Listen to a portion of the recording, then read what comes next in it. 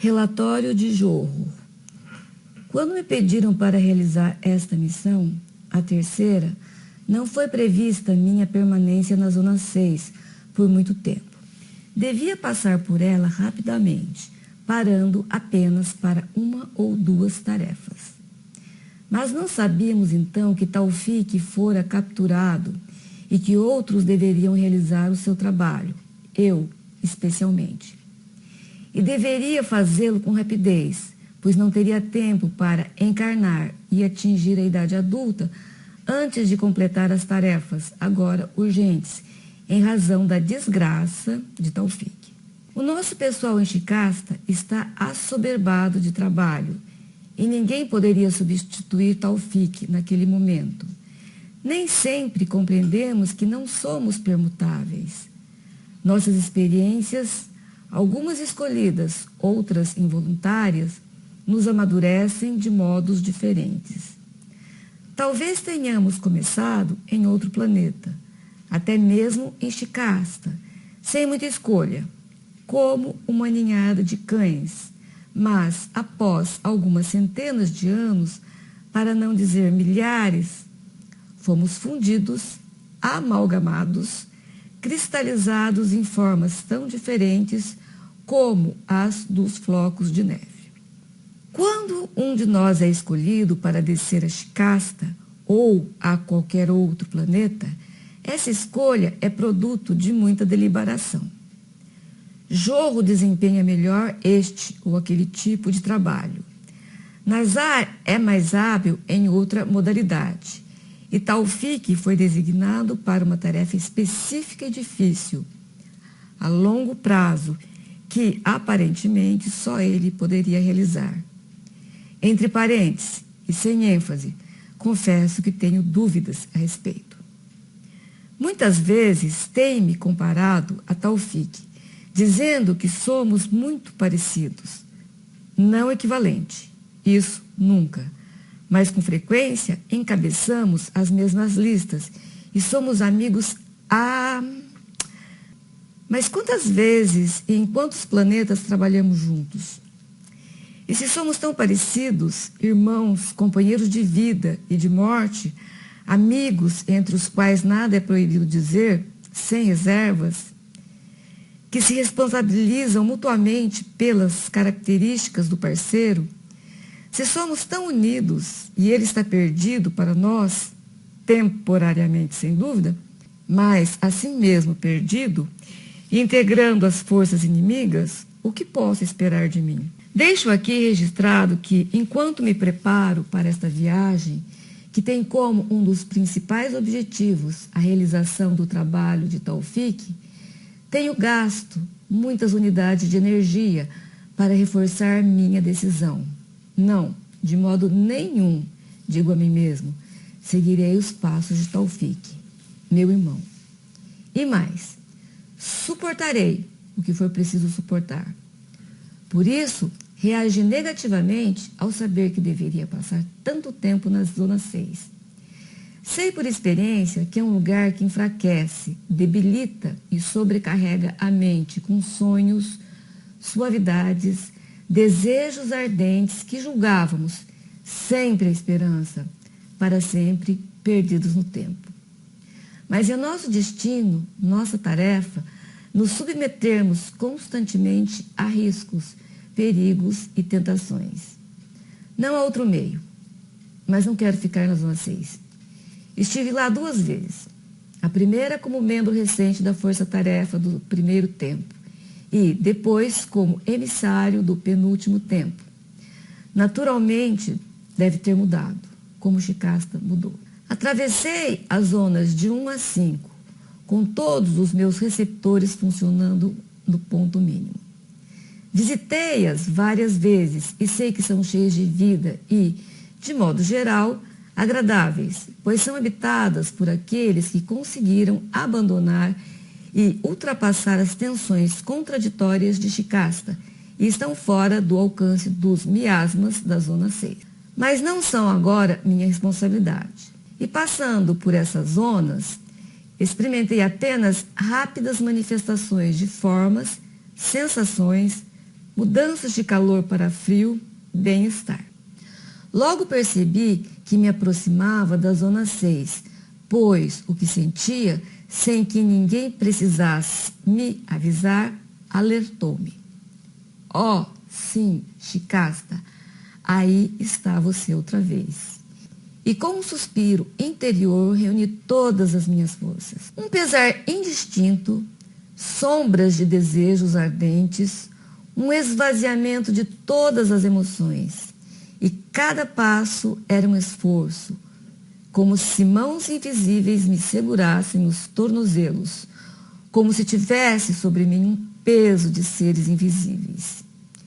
Libertei-me da névoa final e ali, onde na última vez que vira pradarias cobertas de relva, regatos, animais pastando, havia somente uma vasta planície árida. 2 pedras negras e planas marcavam o lugar do portão oriental, e ao lado delas uma multidão de almas ansiosas para sair de Shikasta, para se afastar do que estava atrás delas, do outro lado da planície deserta da Zona 6. Sentindo minha presença, pois não podiam me ver, adiantaram-se em tumulto, como cegos, os rostos ansiosos, procurando, e gemiam, um gemido profundo e comovente. E como eu ainda não me houvesse tornado visível, iniciaram um canto intenso, um hino que ouvi na Zona 6 há milhares de anos. Salva-me, Deus! Salva-me, Senhor! Eu amo, o Senhor me ama. Olhos de Deus que velam por mim, deem-me passagem, deem-me liberdade. E, enquanto isso, meus olhos estudavam aquelas faces. Quantas me eram familiares, alteradas apenas pela erosão da dor. Quantos deles eu tinha conhecido no primeiro tempo, quando eram animais perfeitos, belos e fortes, autoconfiantes e competentes. Ali estava meu amigo Ben, descendente de Davi e sua filha Sais, e ele sentiu a minha presença com tal intensidade que ficou ao meu lado, o rosto banhado de lágrimas, as mãos estendidas à espera das minhas. Manifestei-me, afinal, sobre a forma que ele conhecia. Coloquei minha mão nas suas e Ben atirou-se em meus braços, soluçando. Até que enfim, disse entre as lágrimas. Veio me buscar agora? Posso ir agora?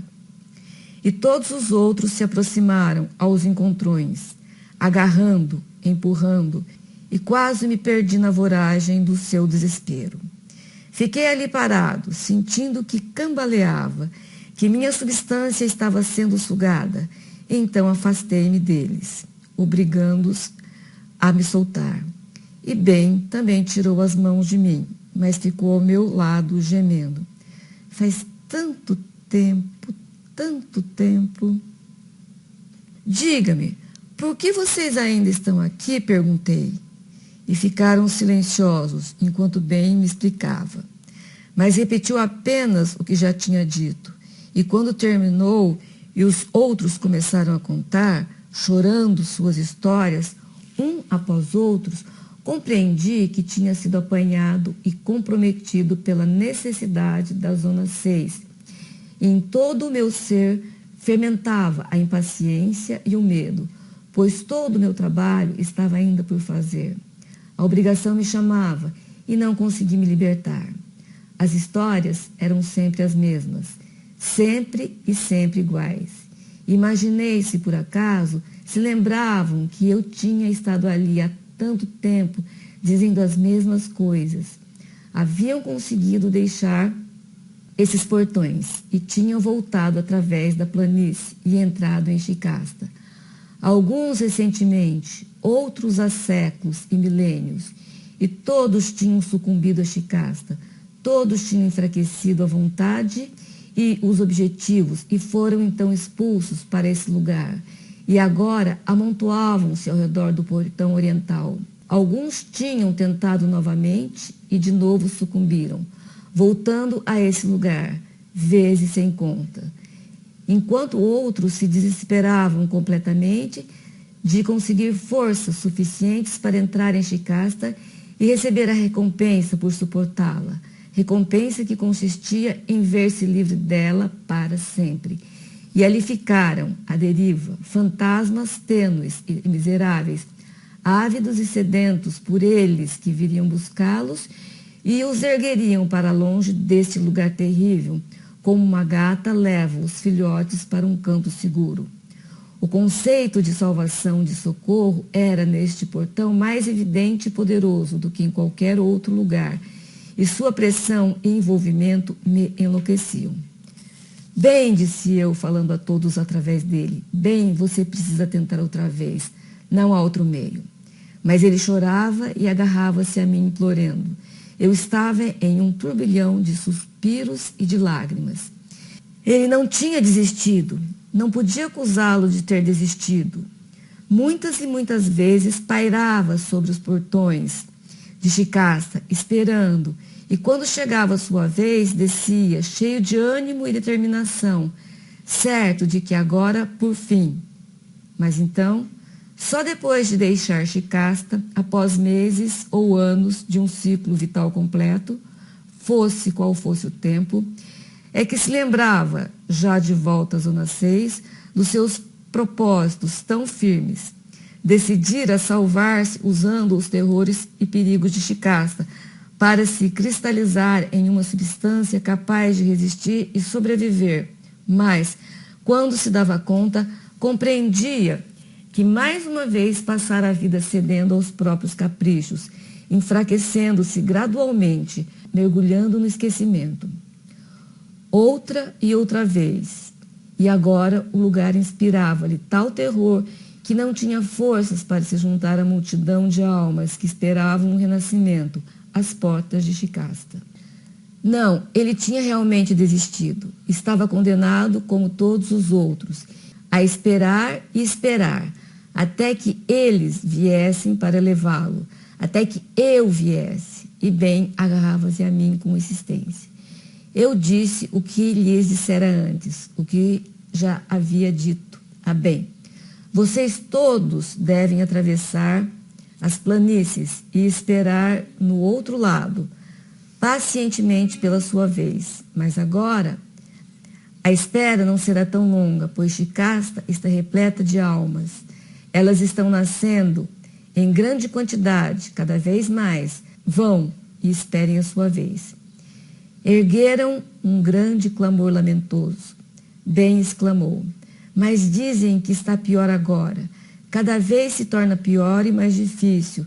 Se não consegui das outras vezes, como conseguirei agora? Não posso. Você deve, respondi, abrindo caminho à força entre eles. Então Ben deu uma risada rouca e áspera, uma acusação. Lá vai você, exclamou. Você está bem, pode ir e vir à vontade. Mas o que será de nós? Consegui livrar-me da multidão. Bem afastado agora, olhei para trás. Aquela massa chorava e se lamentava, ondulando sob as forças do sacrifício. Mas Ben deu um passo, e depois outros. Apontei para a planície e vi quando ele dava os primeiros passos com dificuldade. Ele ia tentar. Caminhava em direção da planície vasta e dolorosa. Ouvi seu canto. Olhar de Deus que vela por mim. Deixe que eu entre. Dê-me a liberdade. Aqui estou. Aqui espero. Salva-me, Deus. Salva, Senhor. Numa ladainha contínua. Exaurido pelo pesar, a mais inútil de todas as emoções, corri através da planície, sentindo a poeira espessa e macia sob os pés. Lembrei-me da relva, dos arbustos e dos rios da minha última visita, enquanto atravessava os canais secos e usava os leitos secos dos rios como estrada. Grilos e cigarras, o cintilar da luz quente sobre a rocha, tudo seria um deserto muito em breve. E pensei no que teria de enfrentar quando por fim pudesse entrar em Shikasta.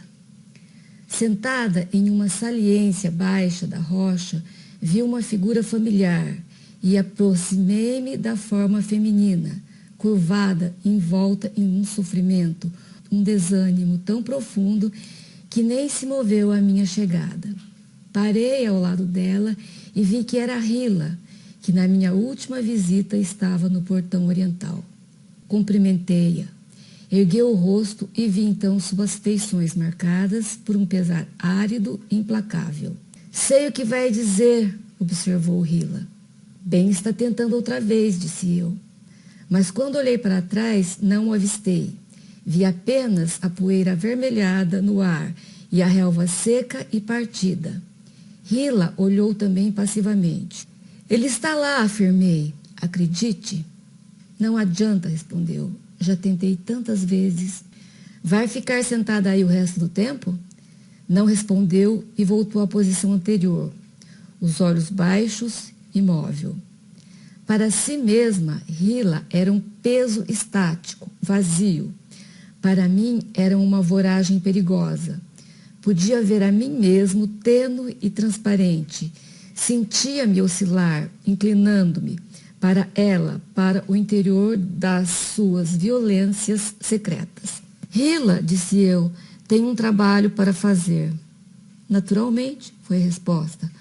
Quando já disse algo diferente, vá procurar bem, aconselhei. Continuei meu caminho. Bem mais tarde, olhei à minha volta. Não ousara antes, temendo correr de volta para ela. Eu a conhecera e muito bem. Eu a conhecera e muito bem. Sabia o que guardava no íntimo, encarcerado agora pelo desespero.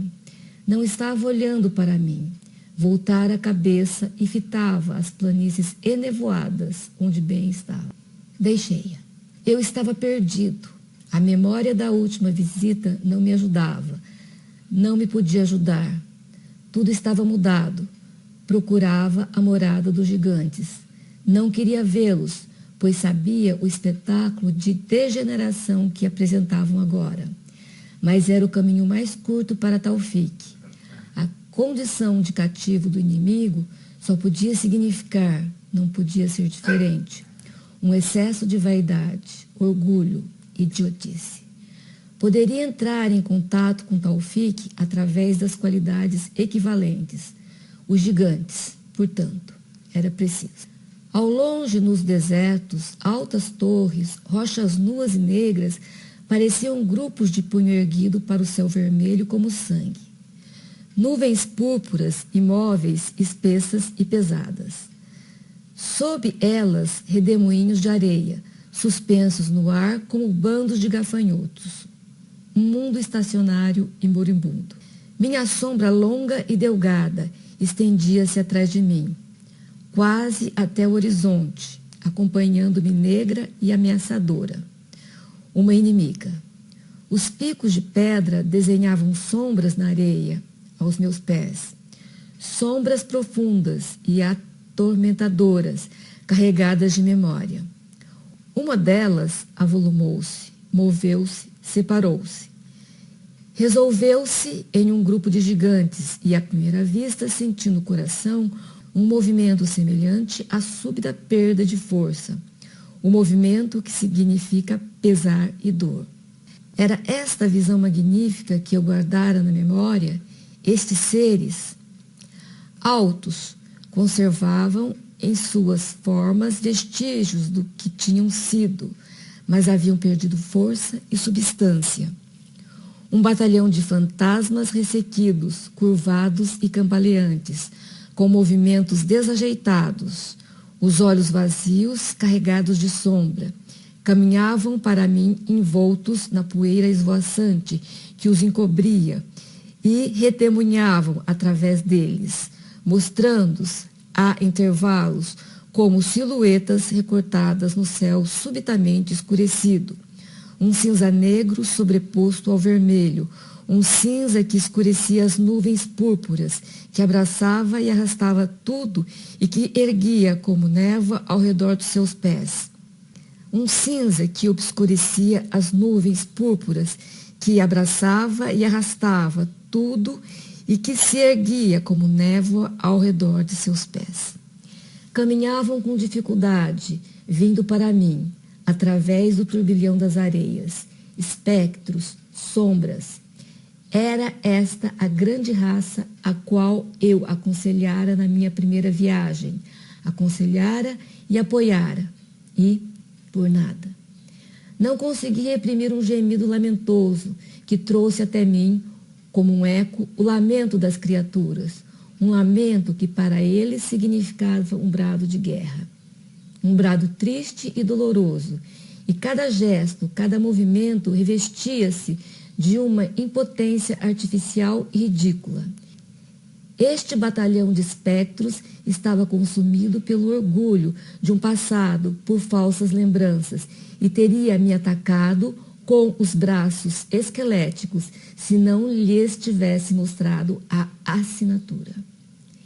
Eles a reconheceram, não de imediato e com facilidade, mas detiveram-se e ficaram ali parados na areia à minha frente, uns 200, incertos, com uma meia lembrança, olhando para mim, entreolhando-se, observando a coisa cintilante que eu lhes mostrava.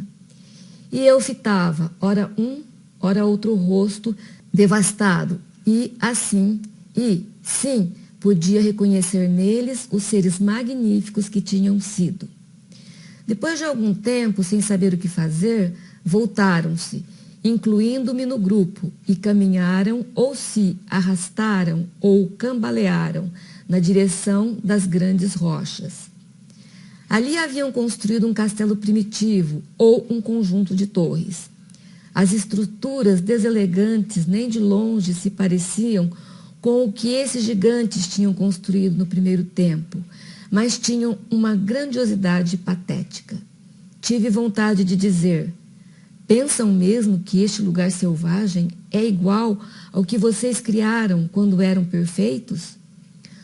Conduziram-me a um salão de pedra toscamente trabalhada. Sentaram-me nas grandes cadeiras e tronos dispostos em círculo. Pelo menos conservavam a lembrança de que tinham sido iguais, um grupo de companheiros livres. Suas atitudes diziam poder. Os mantos pesados soletravam pompa e seguravam quinquilharias e brinquedos de todos os tipos, coroas e tiaras, cedros, globos, espadas. Onde teriam encontrado tanta coisa inútil? Sem dúvida, tinha ousado entrar em Shikasta para roubá-las. Olhei para aquelas sombras e mais uma vez senti atormentado pela necessidade de entregar minha tristeza pela perda de tudo o que o primeiro tempo significara, e lembrei-me de que não devia desperdiçar minhas forças, pois não tinha meio de externar o que sentia. Conservando a assinatura bem à vista, perguntei como tinham passado desde a minha última visita. Um silêncio, algum movimento, e os grandes rostos vazios consultavam-se entre si nas sombras da sala. Notei que não conseguia distinguir os traços e fixei a vista, olhando-os mais de perto e com atenção. Faces negras, brilhantes de vários tons de marrom ou amarelas, cor de marfim ou creme, mas era quase impossível vê-las. Mais de 100 tinham entrado comigo na sala e ocupado as cadeiras, mas agora pareciam em menor número. Alguns lugares estavam vazios. Olhei em volta. Tronos há pouco ocupados estavam vazios e percebi formas esvaecendo-se num crepúsculo cada vez mais profundo. Apenas a assinatura tinha luz e vida. Os gigantes, tão magros e cinzentos, tão desfeitos que eram quase transparentes. Sim, com cada movimento pareciam desaparecer, e um enorme homem moreno, com roupas suntuosas, transformava-se em manto dobrado sobre o espaldar do trono, e olhos inquisidores procurando no meu rosto memórias esquecidas, apagavam-se, transformando-se no brilho baço de pedras falsas de uma tiara partida pendurada nas costas de uma cadeira. estavam se desfazendo e desaparecendo ante os meus olhos. Eu disse: não vão se arriscar em Shikasta? Não vão tentar vencer por este caminho? Mas um silvo murmurado percorreu o grupo. Moveram as cabeças e os membros inquietos. Reprimiram gestos de agressão e teriam me matado se não fosse a assinatura. Shikasta, Shikasta, Shikasta. O murmúrio sussurrado envolvia-me. Era como um silvo de serpente, cheio de ódio e profundo desprezo, de um pavor tenebroso. Lembravam-se agora vagamente do que tinham sido. A assinatura reavivava sua memória. Não muito, mas recordavam-se de algo esplêndido e correto e sabiam em que os seus descendentes se haviam transformado. Estava escrito em seus rostos que a própria palavra Shikasta significava para eles inundice e excremento. Preciso sentar-me aqui com vocês, disse eu, até estar preparado para uma visita a Shikasta. De novo, o movimento de recuo, como cavalos ameaçados. Eu disse como era do meu dever, embora soubesse que não me escutariam.